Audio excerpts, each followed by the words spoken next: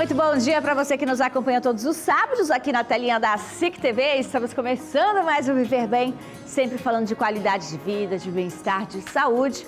A cada sábado a gente traz uma nova temática e com a ajuda de especialistas, levamos informação a você que nos acompanha fielmente aqui na programação da SIC. Então, muito bom dia mais uma vez.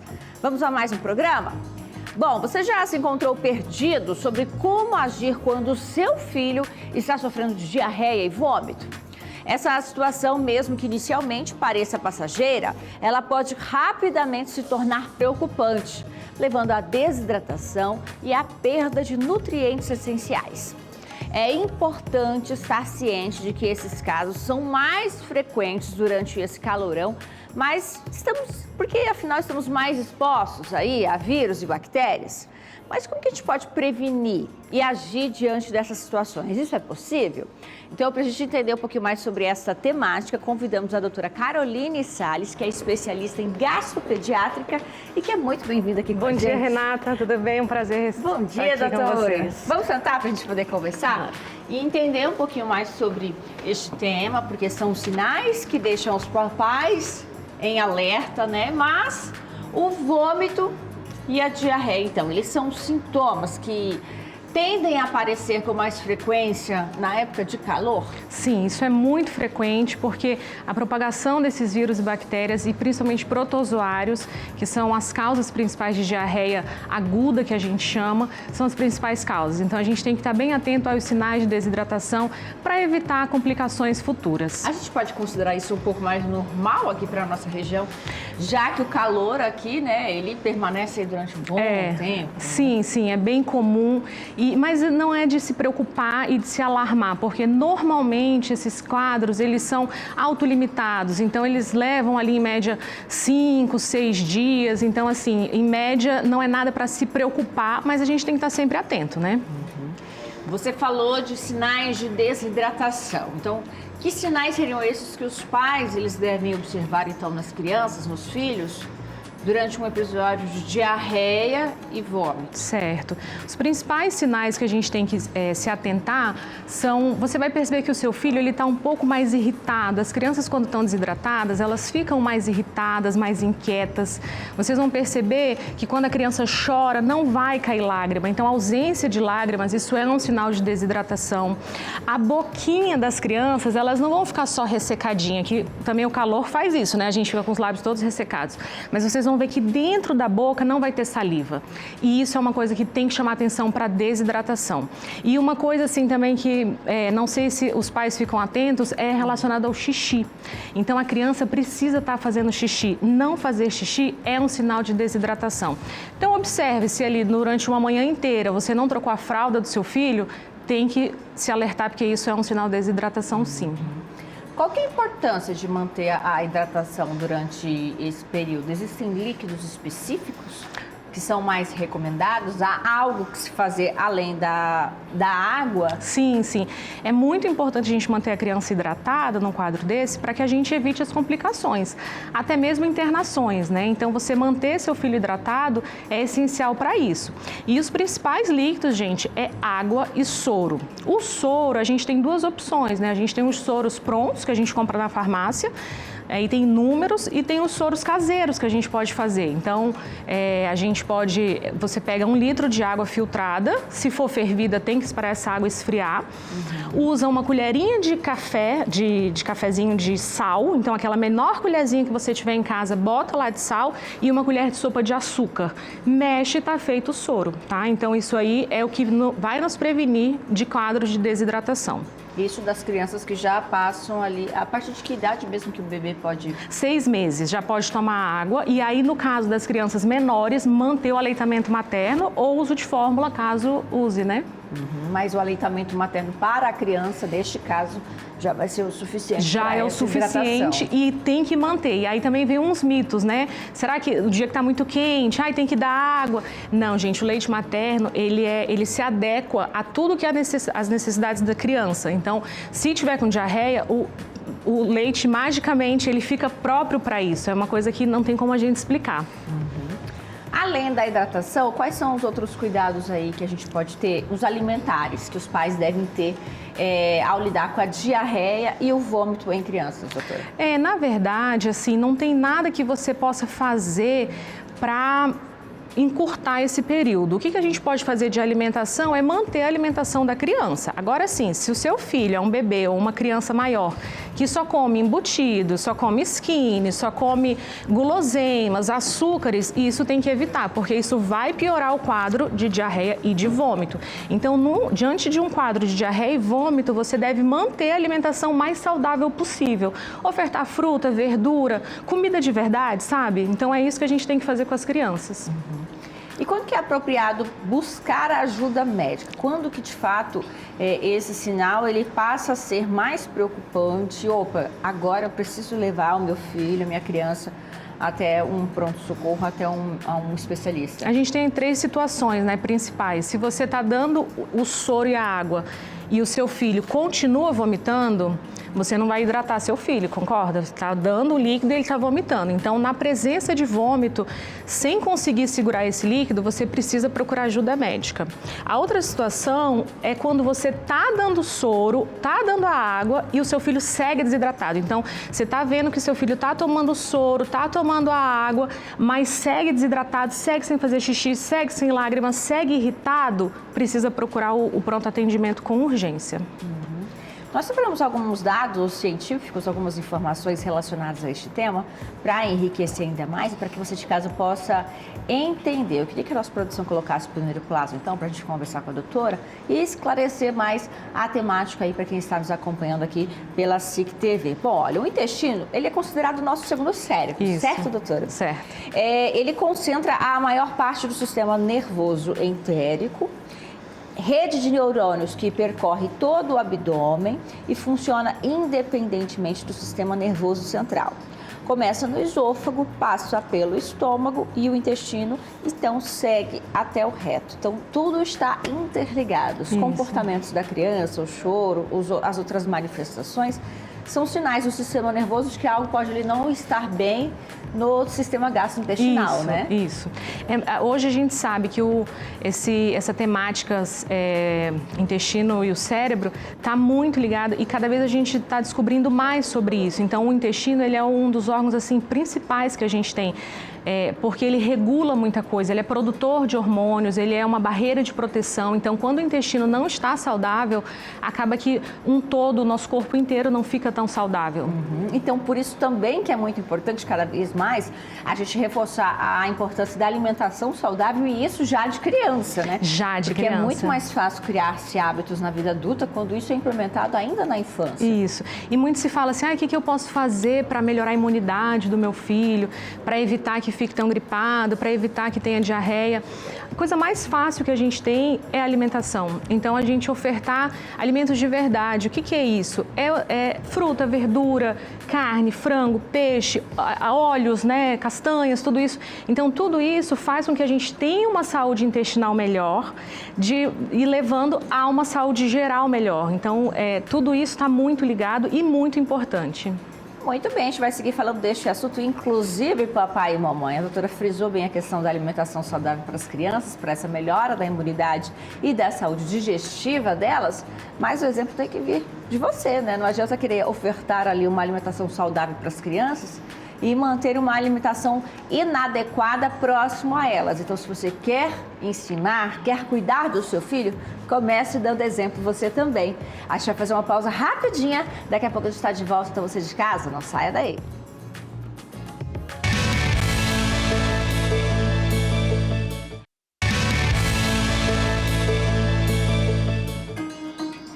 Muito bem, já estamos de volta com o nosso programa hoje. Receber a doutora Caroline Salles, que é gastropediátrica.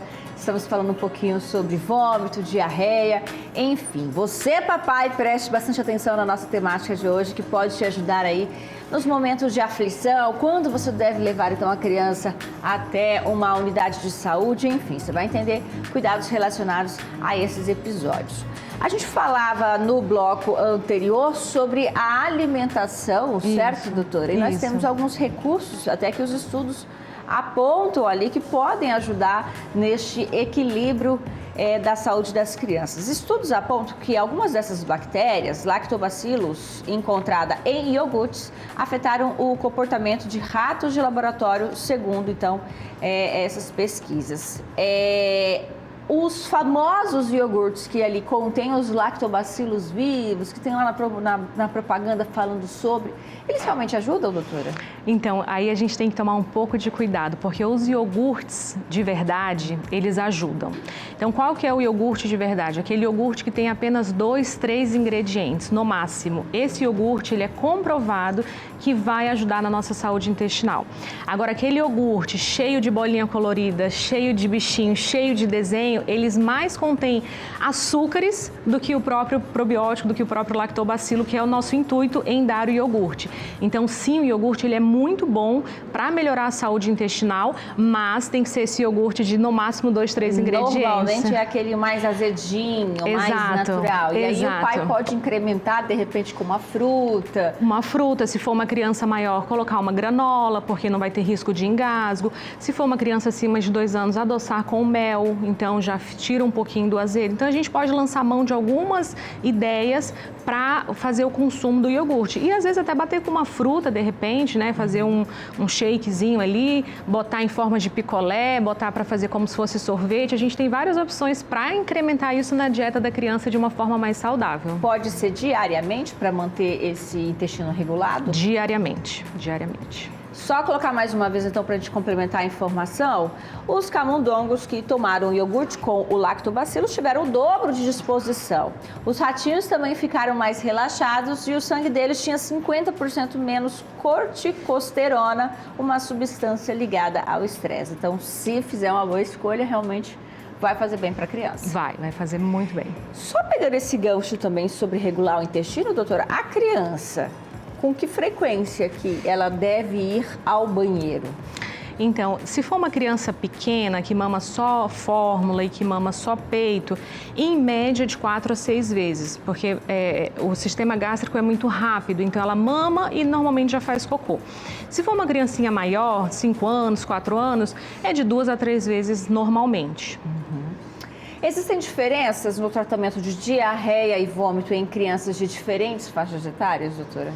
Na verdade, assim, não tem diferença porque tudo vai ser ligado à hidratação. Então, a gente vai dar o soro e vai dar a água para todas as faixas etárias. O que muda é a quantidade. Então, a quantidade de soro para um bebezinho menor é uma e para a criança maior é outra. E se for usar alguma medicação, a dose muda também, né? Porque a gente faz a dose conforme o peso. Então, um pezinho de 10 quilos é diferente de um de 30. Então, isso que muda. Mas a base do tratamento de diarreia e vômito, ela é a mesma. E quais são os principais erros que os pais eles devem evitar ao lidar com diarreia e vômito nos filhos? Certo. E aí, gente, eu vou falar assim, eu sei que é muito angustiante a gente ver o nosso filho com diarreia e vômito, doente, prostrado, eles ficam mais molinho.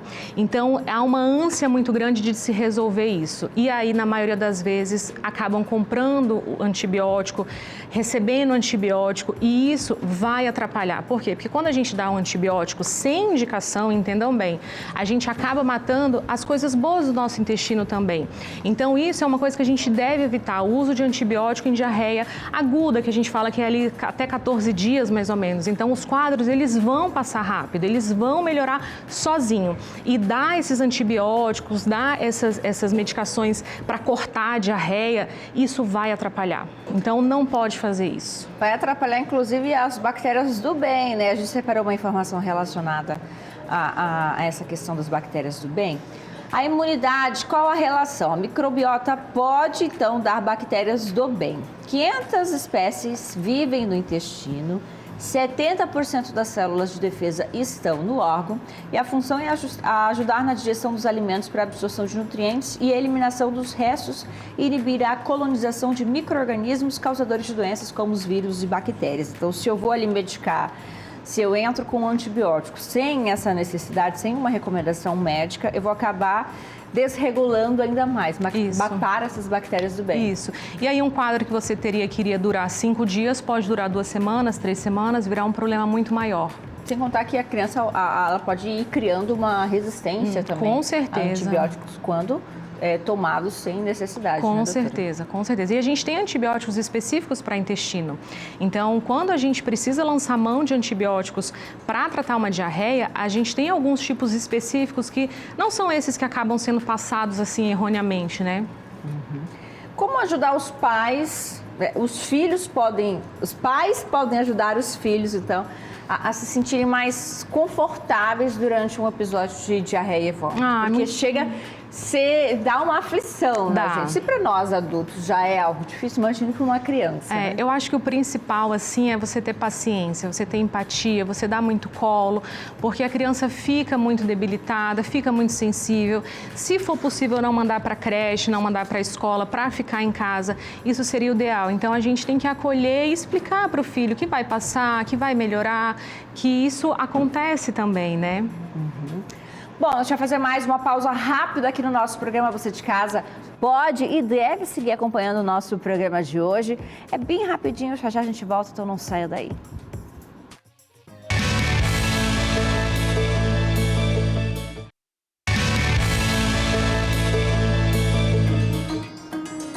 De volta com o nosso programa, falando hoje sobre saúde intestinal infantil. Quantos sintomas aí, como diarreia e vômito, devem se tornar preocupantes para pais. Então, o que fazer em um momento como este? Estamos recebendo a doutora Caroline Salles, que é gastropediátrica, explicando aí então um pouquinho mais sobre essa temática, para que você de casa se sinta mais acolhido num momento como esses. Doutora, a gente falou bastante, né, da questão de relacionar esses sintomas ao momento de calor, né, por conta da propagação dos vírus, protozoários, enfim. Que outros motivos, que outras causas podem levar as crianças a diarreia e vômito? Então, o principal é essa contaminação de vírus, né? A principal causa de diarreia aguda são os vírus, são as bactérias. Aí, quando a gente tem um quadro de diarreia que se prolonga por mais de 14 dias, que a gente pode esperar até 14 dias, a gente começa a pensar em algumas outras doenças mais graves, assim, do sistema gastrointestinal. Então, por isso é importante manter essa criança sob vigilância, os pais observando, e o acompanhamento, de certa maneira, com um pediatra ou com um médico do posto de saúde, né? Porque nas crianças, para todo tipo de doença ou de infecção, normalmente a diarreia ela vem como um sintoma, né, ela vem secundário. Isso, até porque esse intestino ele está em maturação, né? Ele não é 100% formado. Então a diarreia o intestino ele acaba que sofre um pouco mais com esses ataques, vamos dizer assim, desses bichinhos, né?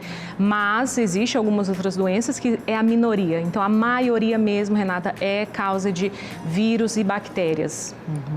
14 dias, então, fica ali de limite para o pai buscar um outro especialista, buscar esse cuidado mais diferenciado. Exato. E como que eu vou identificar que aquele cocô do meu filho está entrando num quadro de diarreia? Legal, boa pergunta. Então, assim, a criança ela tem um padrão. Normalmente, as fezes elas são pastosas, em formas assim, até... Vou ter que falar, né? Mas assim, em formas de sorvete, em forma de bananinha. Então, o cocô, ele é bem formado.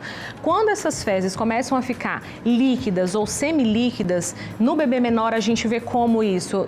A fralda vai absorver todo aquele líquido. Então, isso já é um quadro de diarreia. A gente já tem que ver o que está acontecendo. Coloração costuma mudar também? Pouco, muda muito pouco. Não vai ficar... Porque a coloração normalmente é amarelada, esverdeada, então isso pode se manter. O que vai determinar um quadro de diarreia para você perceber, opa, peraí, tá diferente, eu acho que vai começar uma diarreia, é a consistência das fezes, que vai passar de pastosa para líquida ou semilíquida. Se essas fezes vierem acompanhadas de sangue, o quadro é mais preocupante. É mais preocupante, isso aí a gente chama de desinteria, né? Então, a diarreia com sangue é a famosa desinteria. Se for em bebê pequeno, a gente pensa em outras causas, e aí eu não entro mais na questão da virose, da bactéria, não é, a gente tem quadros de alergia que causam isso. E se for na criança maior, é muito importante a gente identificar o que está acontecendo, porque aí sim precisa do especialista, fazer exame, de repente tomar uma medicação. Você comentou que as fezes das crianças têm coloração diferenciada, mais amarelada e tudo mais. Como que o intestino dessa criança ele começa a ter uma maturidade e a gente começa a perceber um amadurecimento a partir dessa mudança de coloração? Que faixa etária, mais ou menos, doutora? Quando a criança começa a comer, quando a criança passa ali por volta dos 6 meses, a gente vê que o padrão do cocô já muda, né? Começa já a ter pedacinho de alimento, já começa a ter um cheiro diferente. Então, a partir dos 6 meses, esse cocô já começa a mudar. Mas de falar em maturação mesmo intestinal, até acima dos 2 anos, a gente já tem esse intestino mais maduro. A gente associa muito no adulto a questão da diarreia e do vômito à infecção alimentar. Quando a gente fala das crianças, dessa questão de estar associada às bactérias ou protozoários, vai estar ligada somente à alimentação ou o fato da criança levar tudo mais à boca, né, brincou, ou então o adulto que vai ali, pega na mãozinha da criança, pega no pezinho e a criança costuma levar à boca. Tem que ter esse cuidado também, Tem que ter doutora? esse cuidado, tem que ser um pouco chato. Não é o que eu falo, não é para ser neurótico, mas tem que ter um pouco de cuidado de higiene. Então, se vem uma pessoa que você não sabe de onde ela está com a mão, não sabe onde ela pegou, tem que lavar a mãozinha do seu filho, porque a criança não tem culpa. A criança vai botar a mão na boca, é normal. A criança que não põe a mão na boca é que a gente tem que achar estranho. Então, é muito comum também isso, tá? O papai que ali não gosta da pessoa, do visitante, que brinca ali com o bebê, pegando nos pés, na mãozinha, ele tá correto, então. Ele tá correto. Ninguém tem que estar pegando na mão de bebê, né, gente? A gente pega do nosso bebê, mas assim... E se você for pegar, às vezes é uma avó, uma tia, uma vizinha que tá sempre ali perto, pede para lavar a mão, gentilmente conduz essa pessoa. Vamos aqui rapidinho lavar a mão, passa um álcool em gel, passa um alquinho e aí toca no bebê. Tem outras medidas preventivas, doutora, que podem ajudar os pais a prevenir, então, e reduzirem esse tipo de sintomas nos filhos? Tem. O que a gente pode fazer que ajuda muito é a vacinação, né? A vacinação, ela previne alguns quadros de diarreia que vão acontecer ali nos primeiros 5 anos de vida. Então, manter a caderneta de vacina atualizada, e são vacinas que são disponíveis no SUS, na rede privada e no SUS também. Então, não tem por que não vacinar. Então, tem que manter a vacinação e aquilo que a gente estava falando da alimentação, né? Para manter um intestino mais saudável, para a gente evitar de que isso aconteça. Vai acontecer, Renata. O que a gente tem que fazer é isso. Os pais têm que se atentar ao que a gente falou hoje no programa, que é cuidar dos sinais de desidratação, manter uma alimentação saudável e passar por esse período tranquilo, porque vai acontecer e vai passar. O momento também de adaptação da criança na escola, que costuma ser ali, começou a frequentar a escolinha, os quadros virais eles também tendem a aumentar por conta do contato com outras crianças. É normal que isso aconteça, doutora? É normal, muito normal, porque assim, como é na minha casa, não é na sua. Então, os bichinhos que tem na minha casa, normalmente não tem na sua. E aí, quando eu falo bichinho, é de intestino mesmo. Então, quando essas crianças se aglomeram, uma pega a garrafinha da outra, uma pega a chupeta da outra. Então, é uma colonização de bactérias e vírus. Então, ir para a escola, ir para a creche, vai acontecer. Só para assim, um dado curioso, uma criança que frequenta escola e creche, ela pode ter até 11 resfriados por ano. Então, se a gente tem 12 meses e vai ter 11, a criança vive gripada. Então, isso acontece e é comum e tá tudo bem. A gente quer agradecer a sua participação, viu, doutora? Quem quiser te encontrar, saber mais sobre este tema ou outros temas relacionados à saúde intestinal infantil, pode encontrar você como?